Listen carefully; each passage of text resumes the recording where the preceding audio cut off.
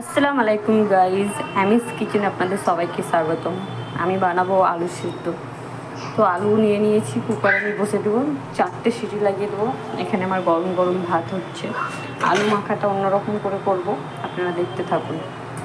দেখুন আলুগুলো সিদ্ধ হয়ে গেছে, আমি হাতে ভেঙে দেখে নিয়েছি। এর মধ্যে আমি নিয়ে নিয়েছি পেঁয়াজ কুচি, রসুন, শুকনো লঙ্কা, কাঁচা লঙ্কা। দেখতে পাচ্ছেন তেল গরম হয়ে গেছে, এর মধ্যে রসুন ছেড়ে দেবো।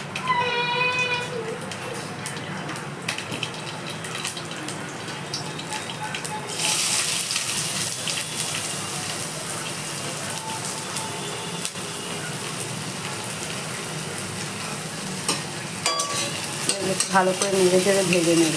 এগুলোকে আমি কাঁটা চামচ দিয়ে ভেঙে নেব এইভাবে। আলু ভাঙা কমপ্লিট হয়ে গেছে, পেঁয়াজগুলো হালকা হালকা ভাজা হয়ে গেছে।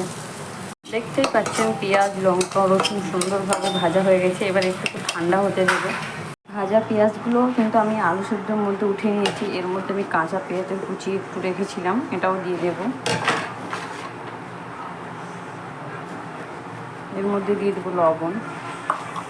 এটাকে ভালো করে শুকনো লঙ্কাগুলোকে হাতে সুন্দর করে এভাবে ভেঙে নেব, যে লবণের সঙ্গে মিক্স করে নেব। সুন্দর করে এভাবে মিক্স করে ভালো করে দেখতে পাচ্ছেন। কাঁচা লঙ্কাটাকেও হাতে সুন্দর করে ভেঙে নেব। রসুন, এটাকে ভেঙে ভালো করে মিক্স করব। খুবই গরম।